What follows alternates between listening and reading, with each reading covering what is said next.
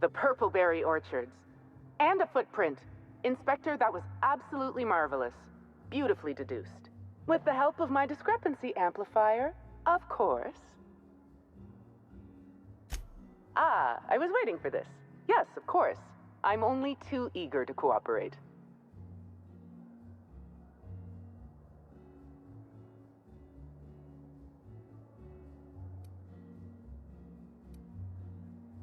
My apologies, Inspector. I've not yet finished my autopsy. Come back later? Oh! Why, I'm flattered, Inspector. Let me think. I've worked at the Grand Colonial for about as long as it's been around. Prior to that, I lived in Byzantium, but I always felt like it was missing something. And that something turned out to be corpses. Byzantium has much in the way of luxury, but examining the dead does not rank amongst the preferred activities of the elite.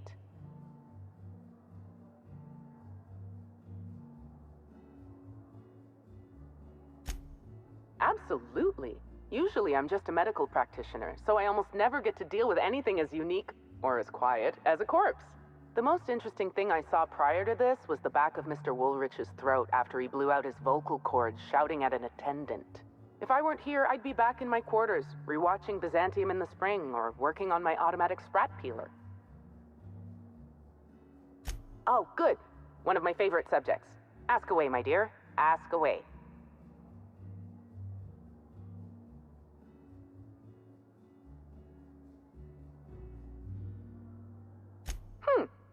I didn't expect an existentialist question so early today.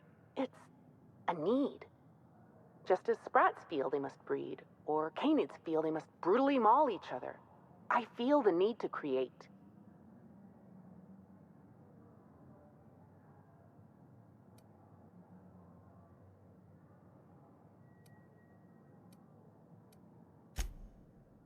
Inspector, I'm sure you don't want to spend 4 hours talking back and forth about the intricacies of a science project. It works. That's the important part.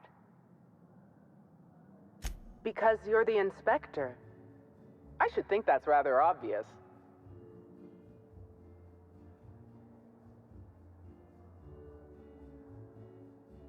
I invented the discrepancy amplifier to assist me in my own medical work. When you were hired to investigate Helen's death, I realized I had my own part to play. I programmed the amplifier to assist you.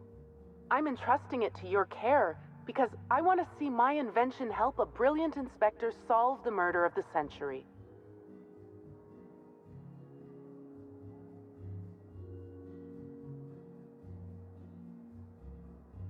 You don't miss a thing, do you, Inspector? I can see why the constable recommended hiring you. Think of the amplifier as my gift to you. May it avail you in the swift and efficient prosecution of justice.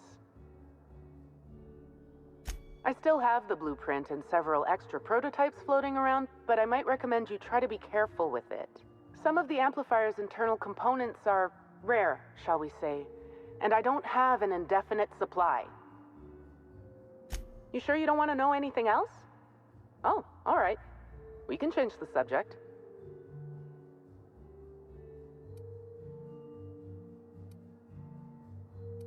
Oh, good. One of my favorite subjects. Ask away, my dear. Ask away. You sure you don't want to know anything else? Oh, all right. We can change the subject.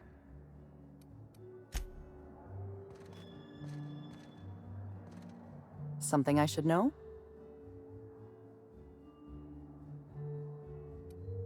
I'm afraid I must decline. It isn't personal, Inspector. I'm just on duty right now.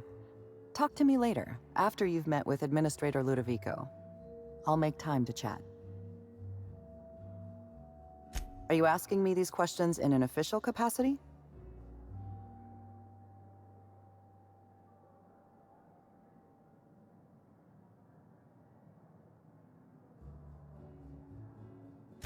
I understand you're being metaphorical, but I'm contractually obligated to remind you that Rizzo's cannot provide you with any official brand-associated headgear. Please, ask your questions. Norval, head bellhop. He was understandably distraught. I believe his feelings were genuine. He's a remarkably poor actor. Hotel security corroborates his whereabouts during the murder. I haven't included him in my list of suspects, but neither am I convinced of his innocence.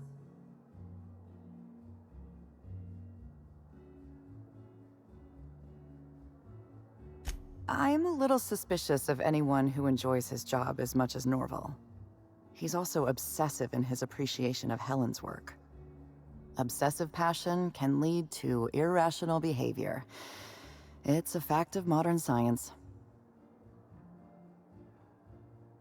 If there were any witnesses, none came forward. Ballroom cameras were also offline at the time of the murder. Helen was very particular about having cameras on her. Security footage would have constituted documentary filmmaking. Can't afford that.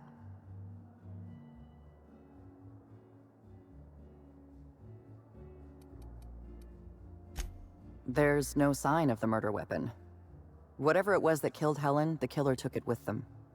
Frankly, I'm having trouble imagining exactly what it was that killed her.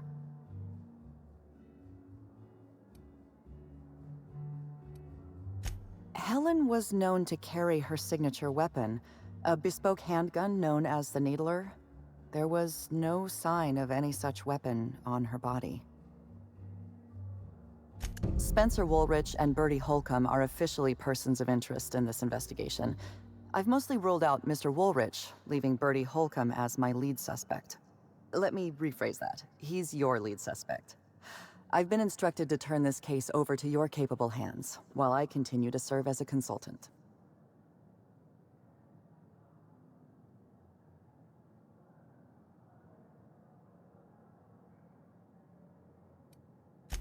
Work is simple. People are complicated. The people involved in this murder are especially complicated. Mr. Woolrich was Halcyon Helen's professional rival. It's possible jealousy drove him to take Helen out of the picture. I apologize for the wordplay. Conversely, Mr. Bertie Holcomb was Helen's paramour. The relationship was reportedly dissolved. I can't rule out her murder as a crime of passion.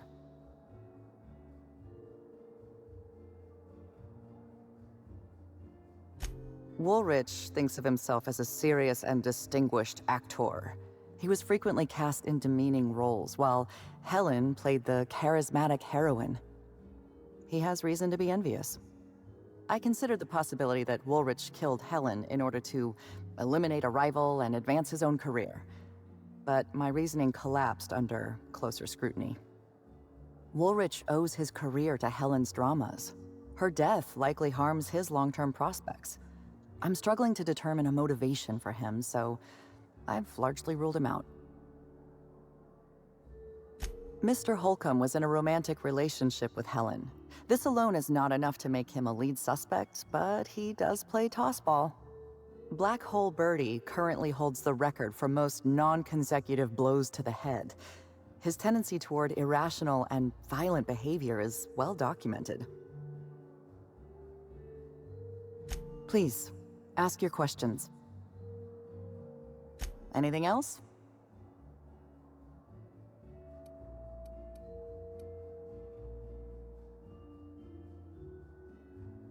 You've got my cooperation. Anything else?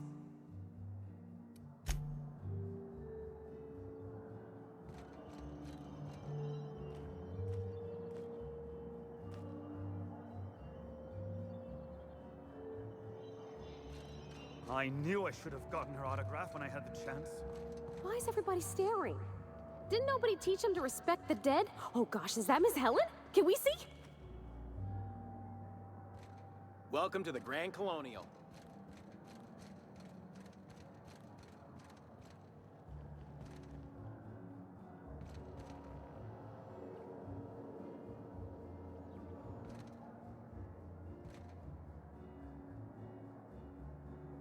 The Grand Colonial front desk warmly welcomes you, Inspector.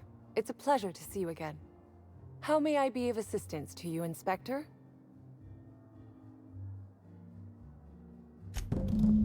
Ah yes, we are most pleased to offer you our grandest of grand accommodations, Inspector. The penthouse suite on our topmost floor is now available for you. The last guest left her belongings behind when she vacated unexpectedly, so we needed a little time to tidy the suite up for you.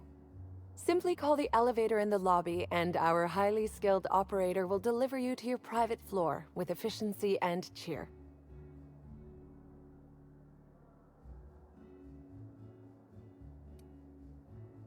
It certainly is a marvel of modern ingenuity, luxury, and ambition.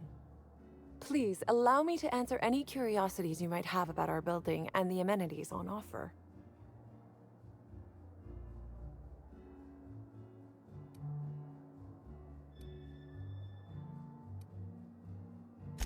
Most certainly.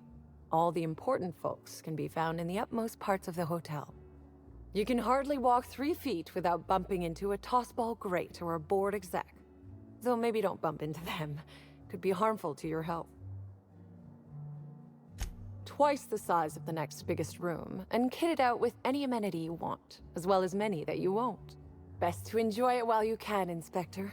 Typically, the only people who can afford the penthouse suite have enough bits to suffocate everyone on Terra 2.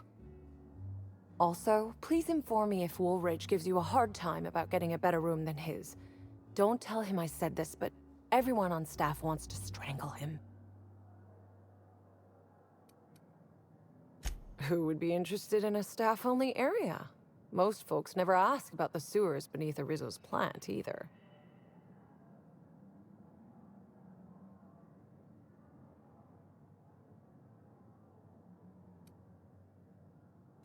Oh no, Inspector, ma'am. I live down there too. But that doesn't mean I plan to abide in the bowels of the Grand Colonial forever. The best thing about Sublight compared to other organizations is the potential for upward mobility. We bottom rungers get in, do our job, do it well, then move up and on. This is but one rung on the grand ladder of life, you see?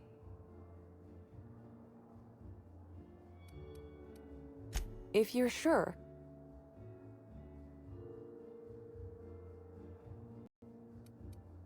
My apologies, Inspector, but that would be a severe violation of guest privacy. We here at the Grand Colonial firmly believe that... All right, my supervisor just walked out of earshot. Some folks just don't understand the importance of gossip. About whom? And what would you wish to know?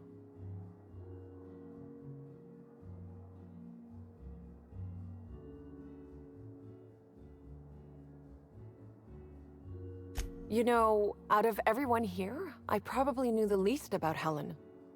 I'm not much of an Aetherwave watcher myself. And Helen always had a crowd of admirers chasing her, you see, so she rarely stopped to chat. Friendly enough, surely, but always seemed untouchable. Emphasis on seemed.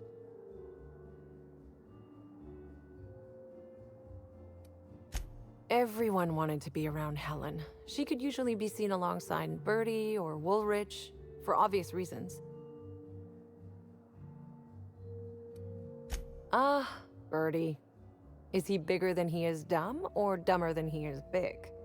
I have a bet with a friend. Not sure we'll ever get it to pay out. Bertie used to be Helen's beau, though he isn't anymore, and not just because she's dead. If I had 1,000,000 bits, I'd spend every one just to learn what caused their split.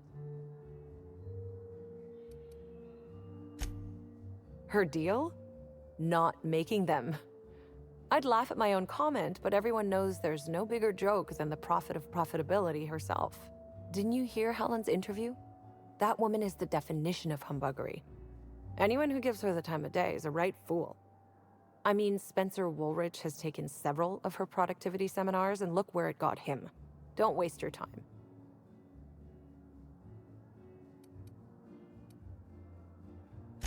If looks could kill, he'd have put her in the ground 10 times over. Man's clearly jealous of her success compared to his.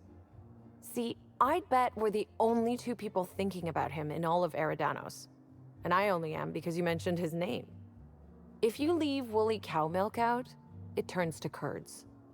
Leave the curds out, they begin to get stale, then rot. Woolridge is on his way to the trash bin, and everyone knows it. Either he's in denial, or he knew Helen would be checking out soon, judging by his increasing demands for a room upgrade. That's a shame, Inspector. What if I wanted to know a little about you?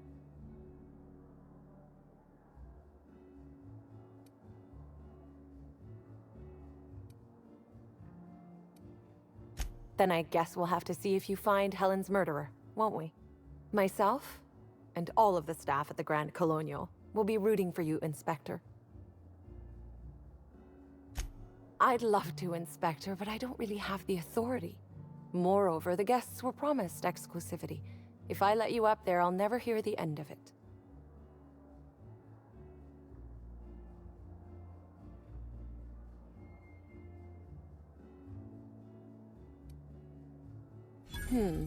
That's a good point. If they give me guff, I can just tell them that they're obstructing justice. That has a nice ring to it. Let me just set you up with VIP guest floor access. Done. You can now come and go as you please.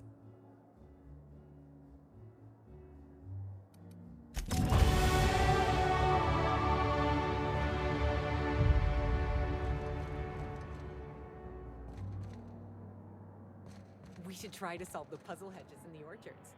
The prize is supposed to be something valuable.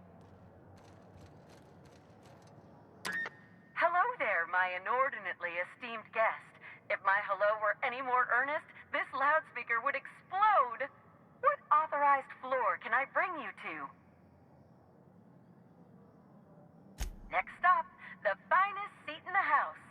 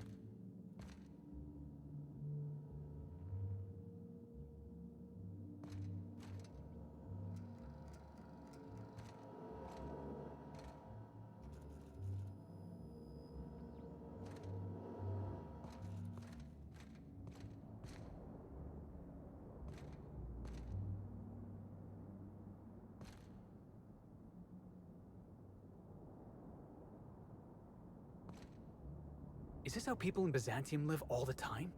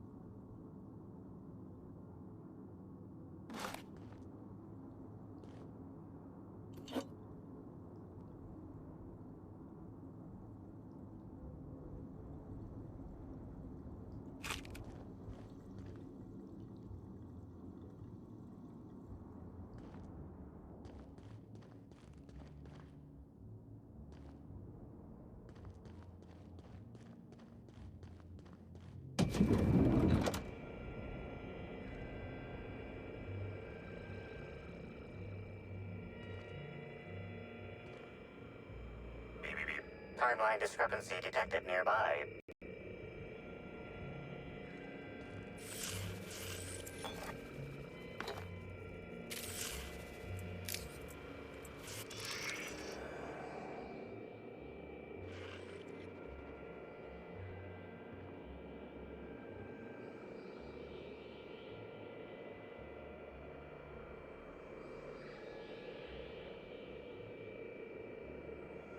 The imprint left inside this suitcase matches the silhouette of Halcyon Helen's iconic handgun, the Needler.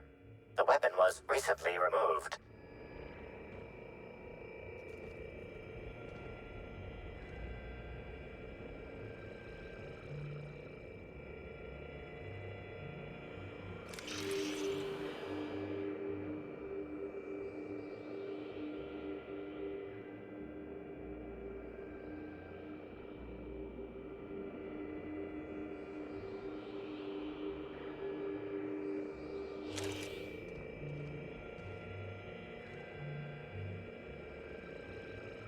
Helen, where did we go wrong? Oh, Lo, I'm so sorry. I didn't mean for...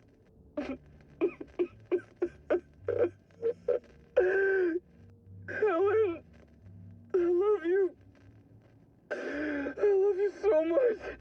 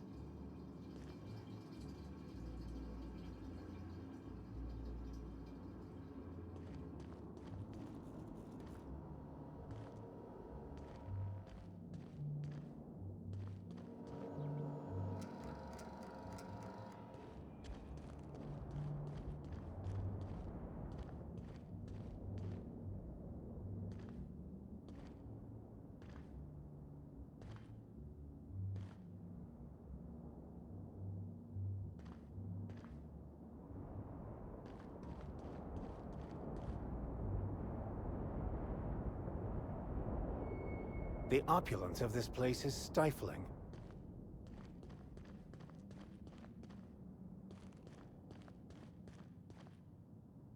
Everything's so soft and silky and expensive.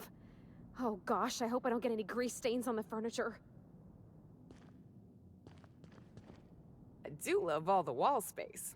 So much room for trophies.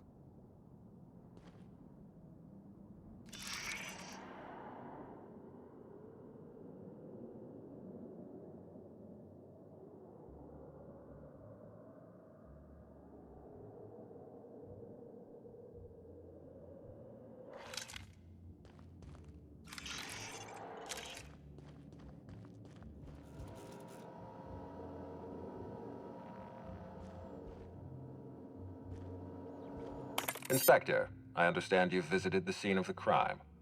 Halcyon Helen was an important cultural icon. She will be sorely missed.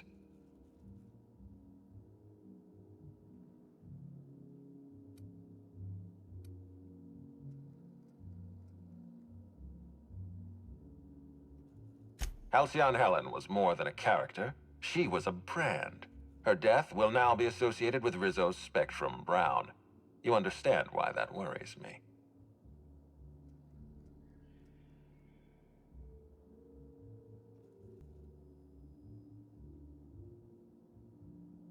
I do not.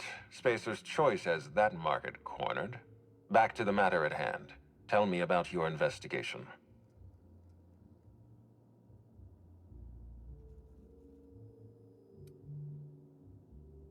Your discretion is appreciated. I admit, I'm beginning to feel more confident in this arrangement. Here, I'm granting you access through the gates to the orchards. You're officially authorized to see this investigation through to the end. There is one caveat. Cedric's being rather intransigent about letting you into the spaceport.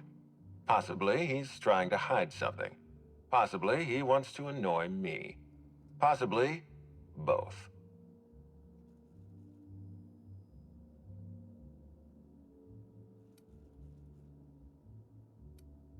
I agree with the sentiment behind your snide remark. Unfortunately, the Piraeus spaceport is Cedric's purview, not mine. You have a lead to chase. Law speed, Inspector.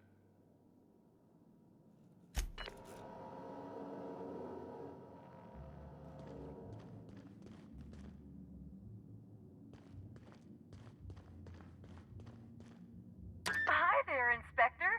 It might be a little beyond my job description to ask, but at my heart, I'm still a bellhop. Was the suite to your liking?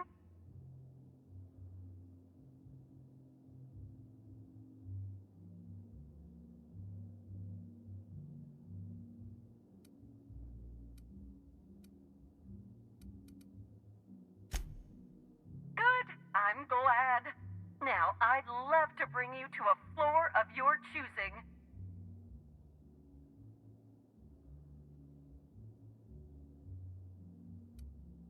If you see Black Hole Birdie, be sure to get an autograph for me.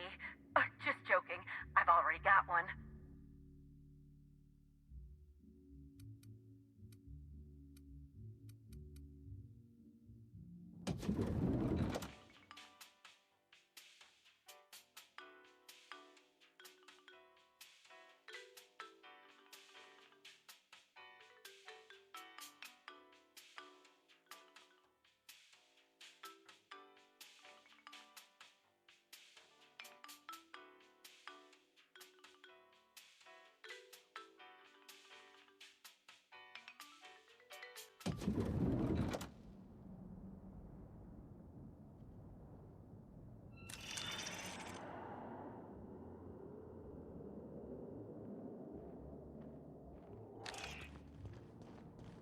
We don't toss troublemakers out of airlocks. We just throw them over the edge.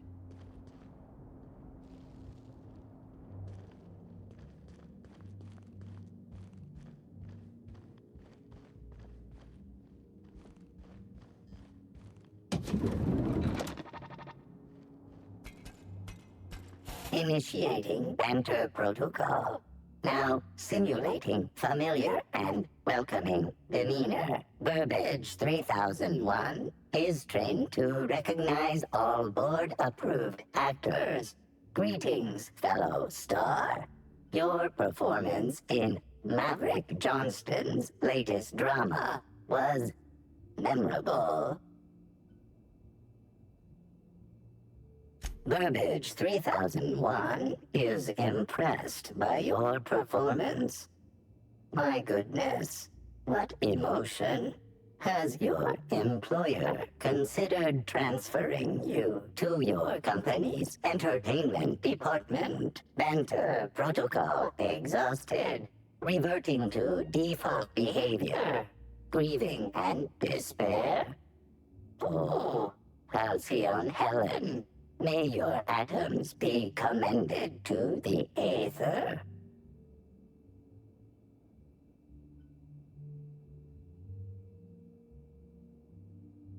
All Burbage 3001 units have our hostility protocol disabled by default. This unit is only capable of slaying an audience. Burbage 3001 was designed to disrupt Halcyon Helen's monopoly over the Aetherwave serial market. This unit's programming is based on Helen's most famous roles. Burbage 3001. Anything Halcyon Helen can do, this unit can do slightly worse.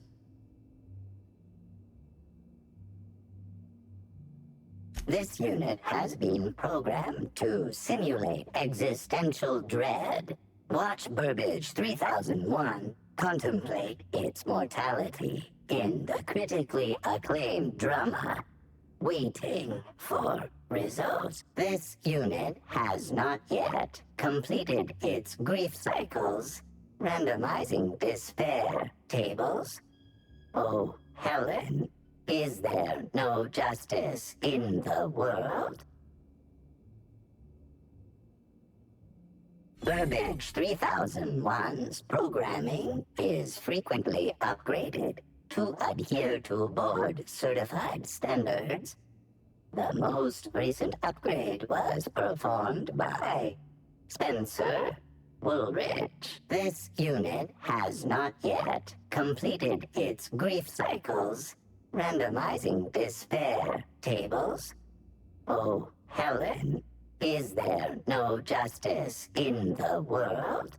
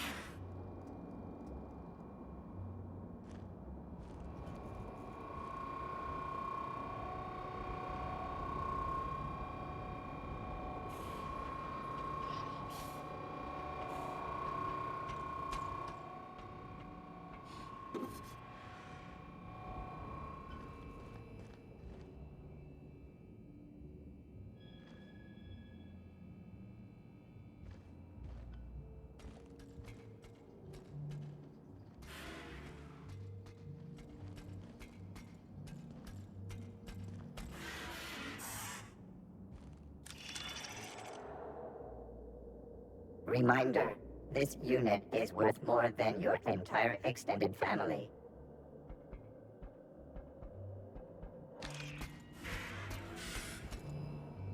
This unit has not yet completed its grief cycles, randomizing despair tables. Oh, Helen, is there no justice in the world?